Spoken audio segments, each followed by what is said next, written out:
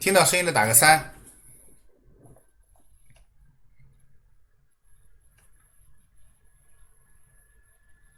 好，欢迎收听船长午后 YY。那么今天呢，大跌跌停股的数量比昨天和前天要少很多，是47个，但依然是超过我们的这个标准的。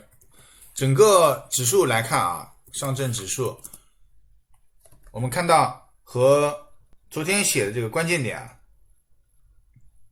看一下啊，3291和3335啊，3335这个位置呢，好，在这个位置啊，335今天最高是3338，335这个位置呢，基本上今天一次我们因为它这个点打的位置是比较密集吧，我们也不用算几次了，反正基本上就是围绕在下午的1点23分到下午的1点53分这半小时之内，它在这个地方进行了一定的争夺啊，最终还是以失败告终下来了，这是权重股的表现。然后呢，领先指标就非加权平均数呢，今天基本上都是在3335这个位置上面的。那有同学问呢，他说这个老师你这个分时这个3335怎么看的？我之前30分钟给大家给画了分时他说他把这个颈线的位置写在这个33，这差不多这个位置吧。问我为什么要写3335这个位置啊？为什么要写3335这个位置啊？其实很简单的啊，这是一个30分钟级别的一个我画的这样的一个图形。那么在30分钟里面呢，我取的是这两根 K 线啊，这两根 K 线，就这根阴 K 线和这根阳 K 线，我认为相对来说比较重要一些。这都是根据自己的经验来啊。为什么呢？因为这两根 K 线是后来整个这根均线和股价的相对中心的位置，然后呢，这里是用一根阴 K 线直接给它跌破了下来，然后再一个反弹。所以呢，我认为它第一反弹的压力就阻力嘛，就应该会在这个位置啊。那么同学说，除了这根阴 K 线后面包个阳 K 线，它其实有这样的组合有3个。有人仔细的同学他会发现啊，它这里有一个，这里有一个，还有这里有一个。那么这两个是重叠的，对吧？基本上没有什么差别。那么这里有一个，那说我能不能以这根 K 线拉一根线，然后设置一个压力位置？当然是可以的。这是第一位置啊。说老实话，今天反弹是比较弱的，因为它就是碰到了这个组合的这个位置就下来了。但是呢，现在没有更低，所以明天吧，因为30分钟 K 线它一天也只有8根嘛，明天缓再上。那么下一个压力呢就在这个位置。那这个位置的最高点是3334点，那么我比它取高一个点，那么就是3335点。听明白打算？好吧，就没必要取得更高。他说能不能取上面？没有必要取更高。股票就是这样的，股票就是不好意思，就是3334点就是这根阴 K 线的阴 K 线的最低点，看到没有？就是我说的，对，前面没有表述清楚啊。这根阴 K 线的最低点3334点，就是下面的我前面写的这个线的这个最高点。所以我们在做这个颈线位置布置的时候，没有必要一下子写到上面或者写到最上面。因为这个压力就是一步一步来的，要先过掉这个地方的压力，然后呢，明天呢想办法再去尝试过这个地方啊，然后最后呢再看能不能过这个箱体的高点。听明白打3啊，基本上就是这样的一个逻辑啊，一步一步来。因为现在在调整的过程当中，我们没有必要一下子来到了这个高点啊，这个高点3363，对吧？这一根就同学说，那我能不能用3363做颈线？当然是可以的，但是我们要先看到因为同样的组合的1、2、3个组合的最低位，如果这里还有一个类似的组合，那当然你也可以再用，但是这里没有出现啊。最接近那个组合是这个，是一样的图形。那么这根 K 线组合跟这根 K 线组合组成了这个扩张分时三角形的下沿啊，所以一步一步来吧，好吧，先收复掉3335再说吧，收不复都没有必要加仓啊，现在仓位在20%左右。如果明天它就没有办法再去挑战上面，不要说上面了，就3335它都过不了的话，那么它再向下击穿这个下影就很尴尬啊！希望这样的事情不要发生吧。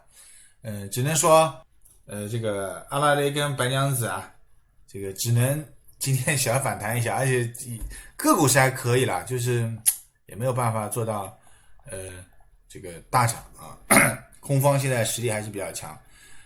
然后我们再来说创业板指啊，创业板指的问题在哪里呢？创业板指的问题就是被那个医药股给绑架了，就我昨天说的，基本上创业板指的前10个里面有一半壁江山是医药股。那么医疗相关的之前因为涨得实在太多了，所以最近呢也一直在调整。沃森已经6连阴了。除了减仓没有别的更好的办法。你不知道它什么时候会有反弹，它希望它能缩量，它也没有缩出来。然后呢，而那几个股票呢，就因为是权重，所以决定了创业板。创业板指的，你看它的分时的 K 线，大家记住一下这个分时 K 线的样子啊，记住一下，就是黑颜色的这一段，你看这里一个低点，然后吧反弹，然后再下来，就这个样子了没有？好，我把沃森生物打给你看一下，沃森生物，看到没有？它就是在低点要上来，然后下来横盘再下来，就一样的走势，就现在就是变成这样了，然后除了沃森生物以外，其他的几个疫苗股也是类似的形态啊。当然复星医药它是强一点，今天是复星医药强收红的，但是它这个形态是一样的，就高度高低大家不同，看到吧？这些就跟那个创业板指完全被疫苗股绑架啊，就基本上走势是一模一样。所以现在就创业板指说这个创业板指要反弹，那疫苗股这个包括科技股的部分都是需要有动作才可以的，否则就很难。然后我们再来看一些别的个股的情况。妖股方面，宝灵宝最后的5分钟从涨停开始打开又回来，那有同学说这个老师说过的嘛，涨停然后最后5分钟打开，那这个是一个很好的买点啊。如果它是在250刚突破的第4个涨停出现这样的 K 线，或者前面几个问题不大啊，但现在成交量放历史的天量啊，成交金额吧，成交金额是 19.7， 这里有根量很大，因为价格低嘛，所以是15.7亿，比今天的要少一些，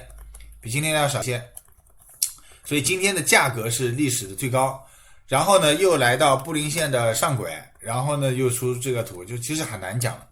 所以，在这里的同学呢，就只能摸着石头过河，走一步算一步。但是不管怎么样，这个妖股是从说它这个长寿药到现在真的是走的还是蛮好的。即便第一波你吃不到，这个跌停到5点几的这一波啊，就618的回踩10块钱，到现在也翻倍了。在上证指数走出这样调整，创业板指数走出跌破颈线的这个位置的 K 线能够收出这样的，这个已经是非常强。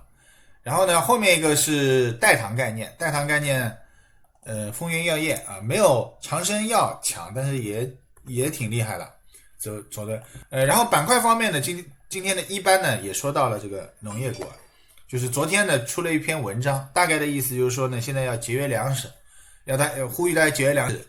那些我相信对抖音里面那些吃播是一个打击啊，有可能这些吃播他们会吃很多的东西，大胃王啊什么的吃不了的吧，浪费。然后大家因为有猎奇的心理啊，会去看他的这个东西，那么就有一点尴尬了啊，就有可能以后不能播这些。但是呢，从节约的角度，我们古代的人啊，这个也是叫我们对吧？这个粒粒皆辛苦也是教我们的，锄禾日当午是吧？所以节约粮食是应该的。然后呢，文章里面还除了节约粮食以外呢，还说了这个东北粮食收储的问题，说不达预期。哇，那一般的同学们就是在聊的时候就 happy 了是吧？不知道有多少人会去参与啊？就是这种消息新闻一发，那粮食股一定是受刺激的嘛，对吧？开盘的时候还都是负的啊，今天如果敢于买入的话，基本上10%是没有问题的。开盘你看，都是早上是有机会的啊。还有几个股票是上午负3负的比较厉害，后来也拉回来了。具体个股自己去看，很容易找啊。农牧饲鱼也是一样的啊，就都在这个里面了。然后呢，还有一个17班的同学呢，有一个同学提到了大湖股份。大湖股份，我想大湖股份这个名字好像以前叫洞庭水质，那个时候还有印象啊，就说明他家是住在那个附近的。然后他公司的话，他说他家是住在湖南省常德市什么武陵区这样，他的注册地址，办公地址在这个。他说他离这个洞庭水质啊，就是大湖股份很近，他能够看到他们每天运输的东西。运什么呢？运罗汉果啊！第一反应，罗汉果跟养鱼有什么关系？这洞庭水质一定要水产。后来你仔细去看他的这个经营分析，就像我昨天给大家写的，昨天的标题叫做从黄金大跌谈到买卖原则，这个大家一定要看这篇文章。就是企业的买入的逻辑是怎么判断的，怎么样把它量化和逻辑化，它是这些数据是什么东西，然后在营业过程当中，产品价格和供需的变化最终决定这些数据的变化。久而久之，你买卖就会有的放矢，而不是凭感觉猜。所有的指标事后验证，通过短期情绪和，我还是拿沃生生物为例。沃生生物因为疫苗的关系，对吧？各种各样的疫苗，沃生虽然这个新冠的这个疫苗是突发的事件，但13价疫苗和他做的这个HPV 的这个疫苗是他公司一直想要做的，然后现在也部分做成，这些在这个实验的过程当中的，所以它短期的这部分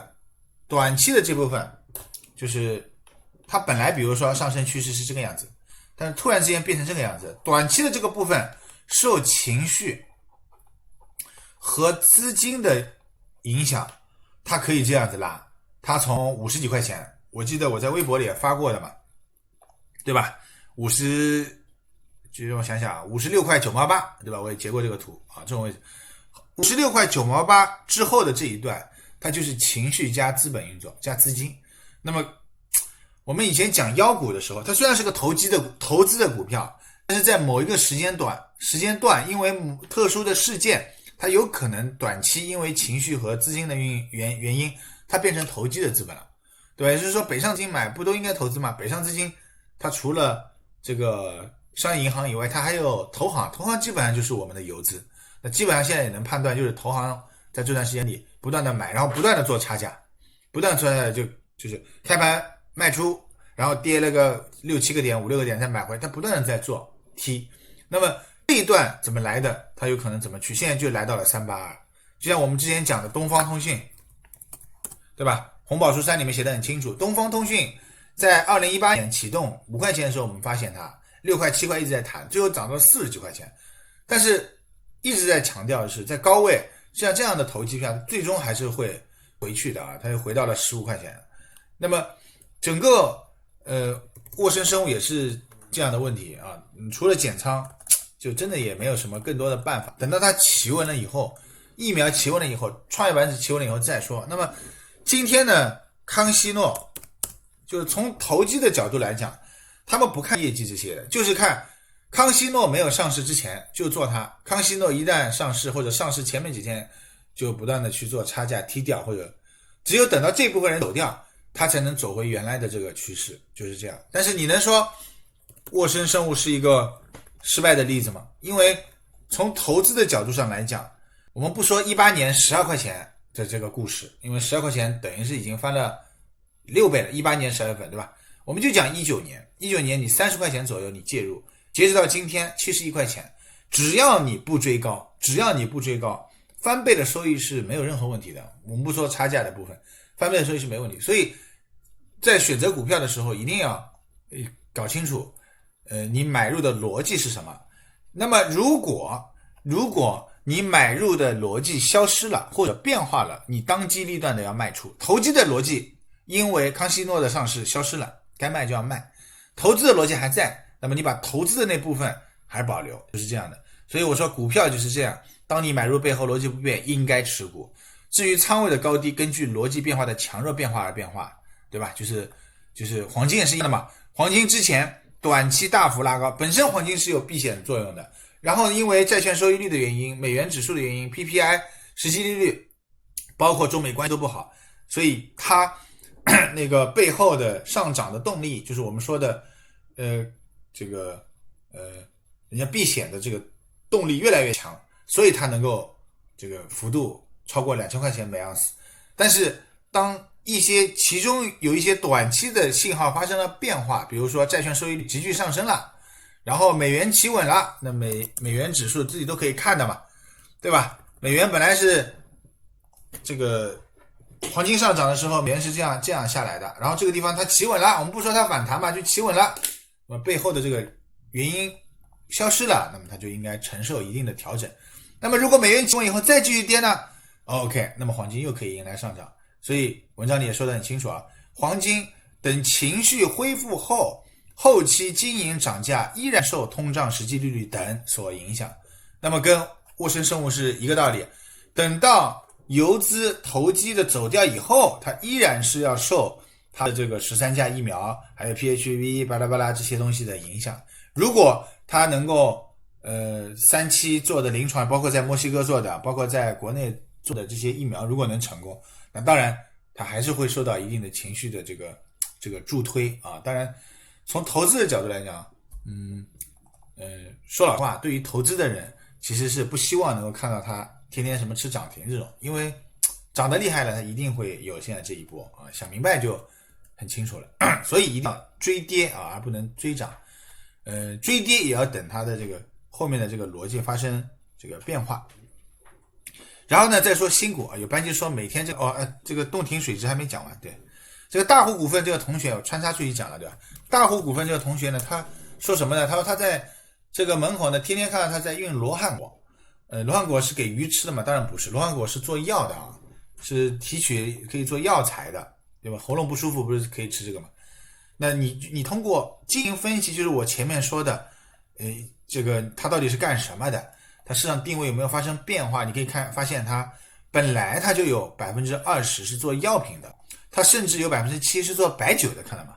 它还做保健品，对吧？它这里面毛利最高的是白酒63%啊，这个是一个做赚钱的生意。但是它主要的是水产品和药品，那么罗汉果呢，应该是在这一块，好吧？它也算一个250的票吧，只能这样讲，整体还是比较下面，市值比较低，23个亿啊，主要是不赚钱，它的净利润反映到就我们说的它的产品这些定位这些东西，我们了解以后，反映到它的3张财务报表里面，资产负债表和利润表，还有这个现金流量表，它不是特别的优秀啊。你看它的每股经营性现金流都是负的，然后扣非净利润是负的，就一直在亏损状态当中。它虽然净利润是赚460几个亿，但是它的主营是亏损的。然后因为这些数据的不好，所以直接导致下面的数据一连串的什么毛利率啊，还有这个净利率啊，还有这个同比和环比的增长都就不太好。所以它一份价钱一分货，它23个亿是有原因的。当然你说像老师之前说的，老师你这个它有没有破产重组的价值？它资产负债表有没有烟蒂型企业的特征，或者这个我们说的这个鸡肋型股票企业的这是巴菲特讲的啊，鸡肋型跟烟头型。我们看一下负债和股东权益16个亿，股东权益11个亿啊，归属股东权益就去掉负债，那就11个亿的这个样子啊。现在呢是23亿，市净率2倍。当 PE 看不了的时候，就可以看 PB 了，对吧 ？PB 看不了 ，PS、PCF 总有一个适合你嘛。那么现在市净2倍，你就同行业的你去比一比，这个我们点一下啊，它这个农牧饲鱼同行业的别的做鱼的，比如中水一业，同样也是250票拉起来，它的市净率是4，看到没有？它的市值是29，那 F10，4也就意味着它的资产更少。那它资产负债表你可以看到，它的资产是7亿啊，那更少。这些呢都是变化的啊，动态的。你看资产负债表，我们按照年来给大家，按年度来啊，你会发现它今年是这个它19年是8亿，7亿是20年的现在中报的时候8亿，然后7.9、6亿、7亿、5亿，它都在变化的。那么根据它的变化，来引导出，比如说你给它市净率是4倍，那么它股价就会发生变化。横向的和同行业做比较，然后呢再跟这个自己的历史做比较，你可以得出一个价格中枢，你认为这个股票大概值什么钱？当你得出这个价格中枢，它跌破的时候你就可以买入，涨上去的时候你就可以卖出，这就慢慢的把自己培养成一个价值投资者。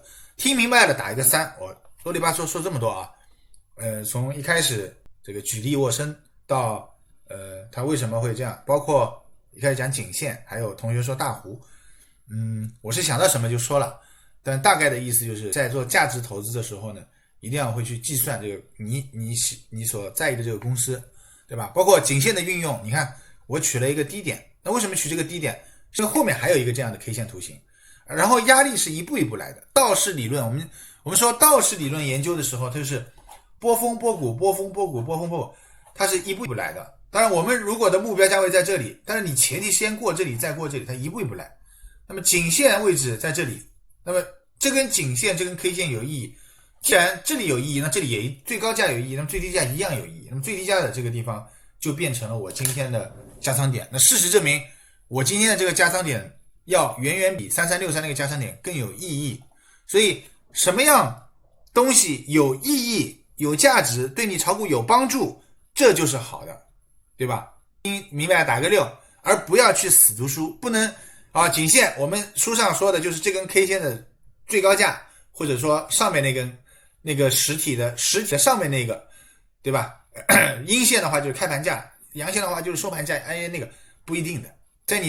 这是颈线，但是在你设置的时候，你可以考虑到压力的问题，考虑到现在当下市场到底是弱还是强的问题啊。就因为我还是针对那个同学的留言做这样一个简单的解释啊。我看一下啊，就后来又有很多新的留言，他的解释就是他的提问就是画的颈线应该是3363，为何给的就是3335，给他做一个，我回答他了是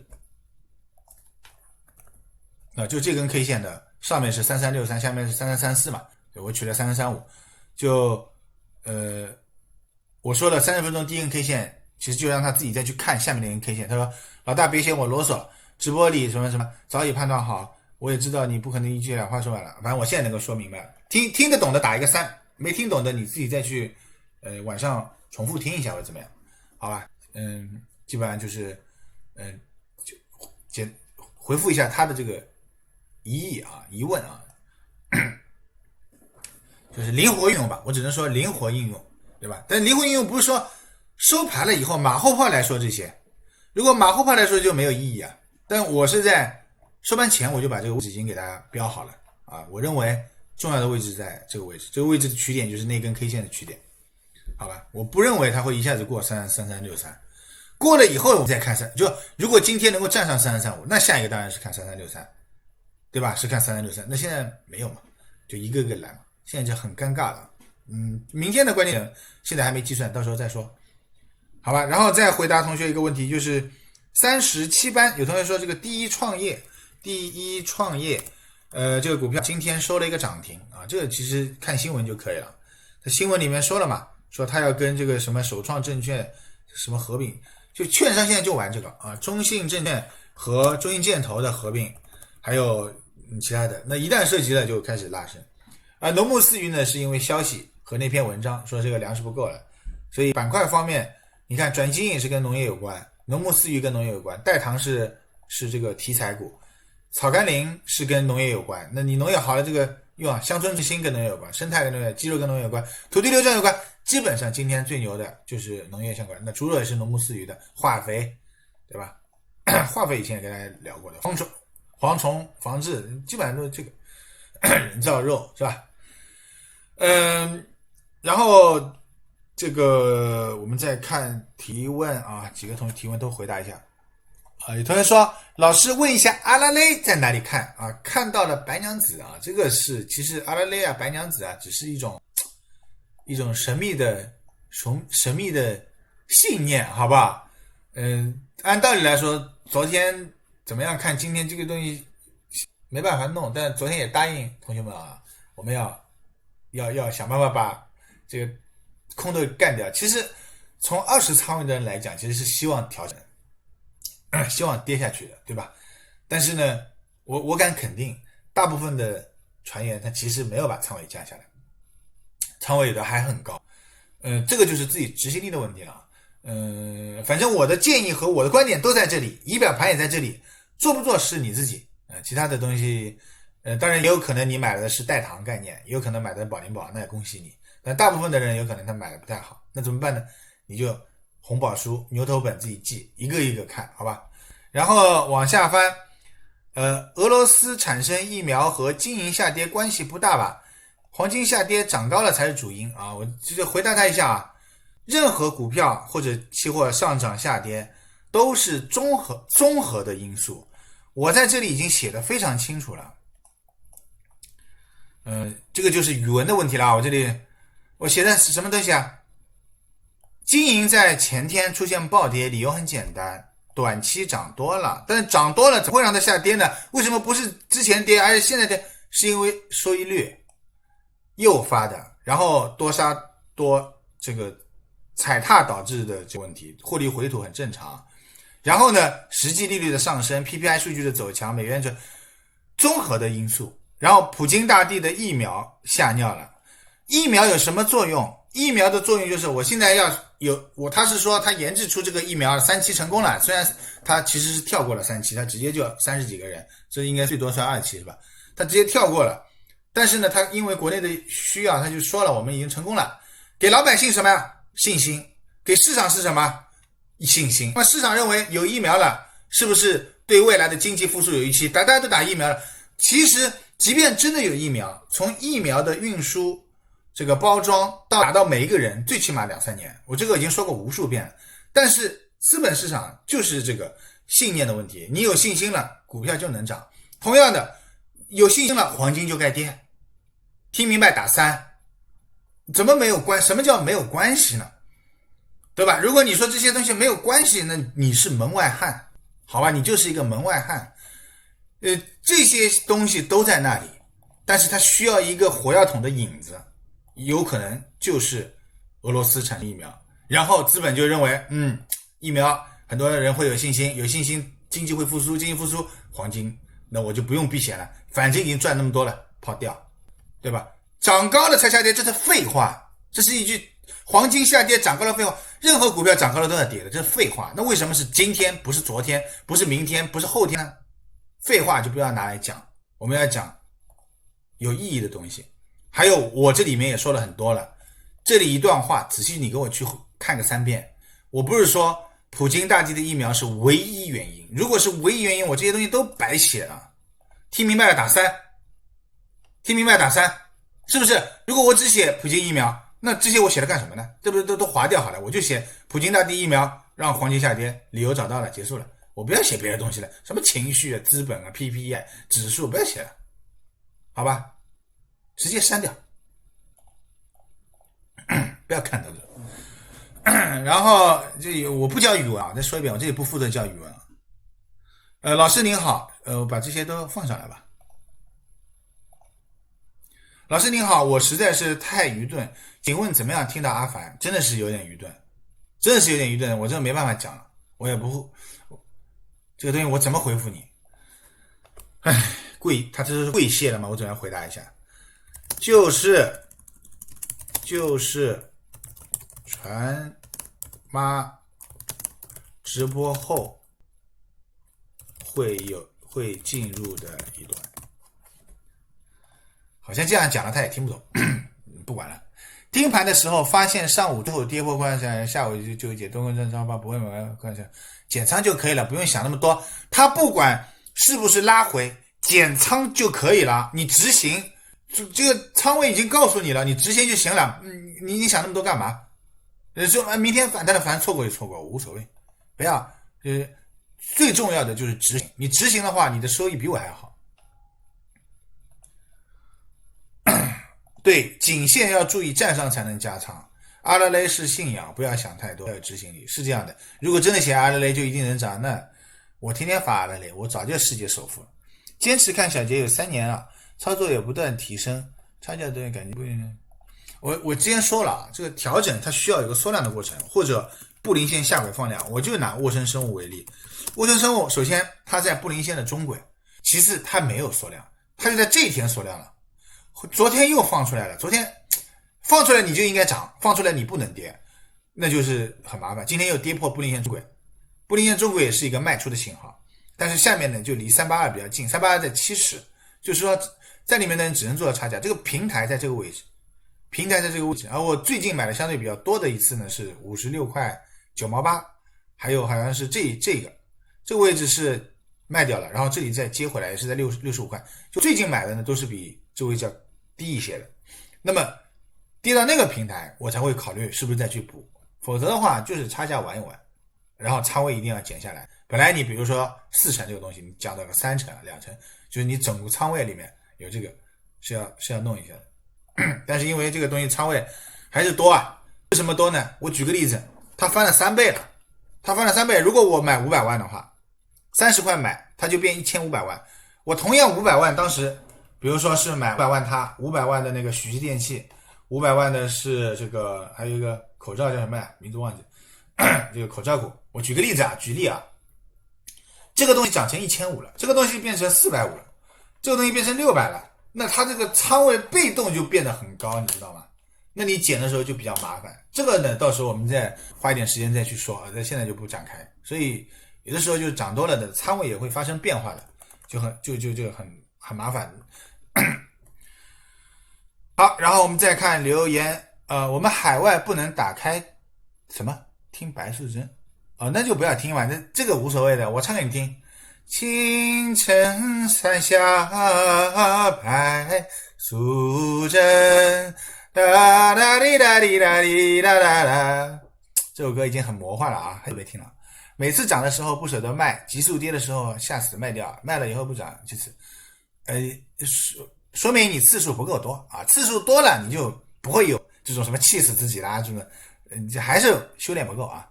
这个1000年修行才得这个同传度，对吧？100年修什么万年什么才需要时间，对吧？白素贞修炼成人花了多少时间？你想想，你才多少天？哪个哪？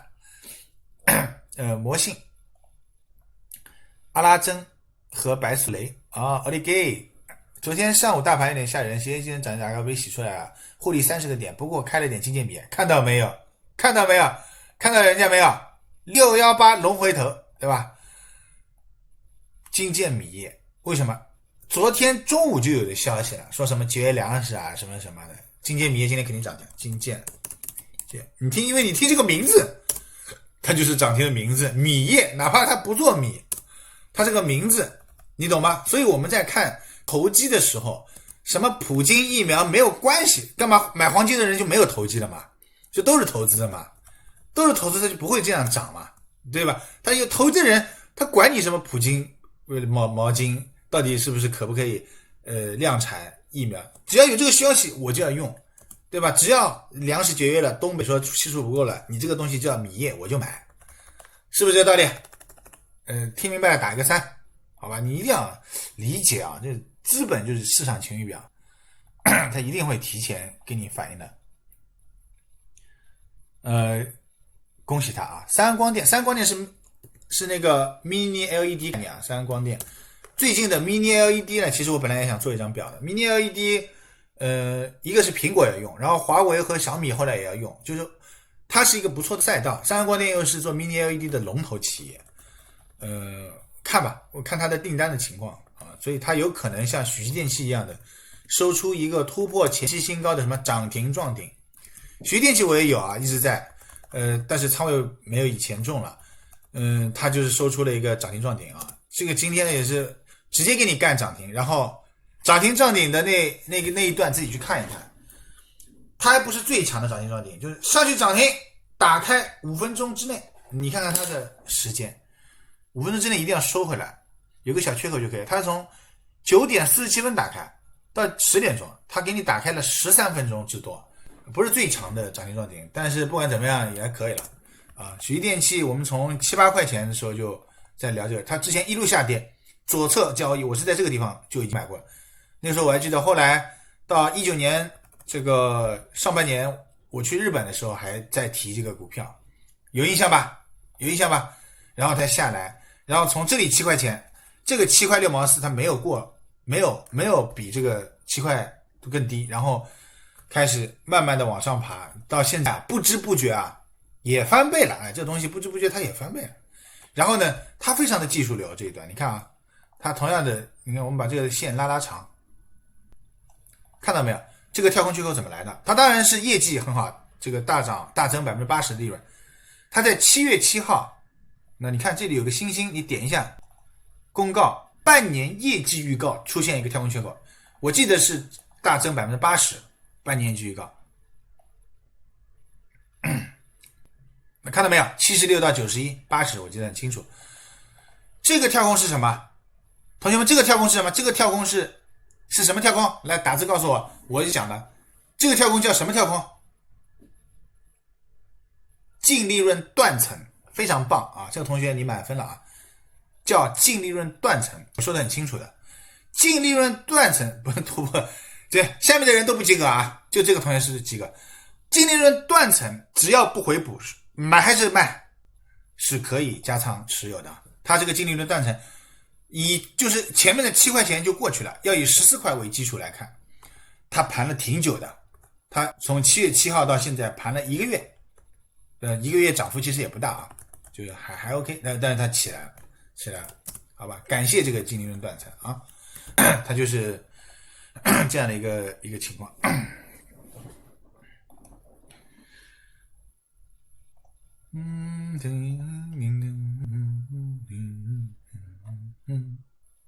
好了，其他的没有了，今天就到这里。感谢大家的收听，下面进入差点忘记感谢第一名17班拉比克，第2名28班 Sherry。拉比克的优秀就在于不管股票涨还是跌，它永远在那里均衡的输出。那些股票大涨的时候拼命顶格大涨的人，最近调整了，肯定是估计也是买在疫苗股里面，调整了那就不见了踪影。拉比克还是牛，它就是这个均衡的输出特别厉害。后面并列啊，35班 YF 杰尔、赵敏、林伟业、石头城、香格里拉、小光头、梁海江、江涛、丁红清、伟明、清晰、凯凯、Vivi、Eric、卢、Miranda 张，感谢你们的支持。助理提醒，请问一下，谁认识新浪财经频道的员工？有些问题想咨询一下，谢谢。还有我昨天问的那个叫什么，就是浏览器怎么修复的，也没人来找我有一个同学来找到这个助理了，但是那个方法呢也不行，就我们的船员就没有电脑高手了嘛，希望能够帮我解决掉这个问题。因为我用QQ 浏览器写文章实在是可以，也是可以写，我昨天也写好了嘛，前天也写好了嘛，但是用惯了，你知道吗？这个就是有一个问题。好吧，迷你LED看这里都写着呢。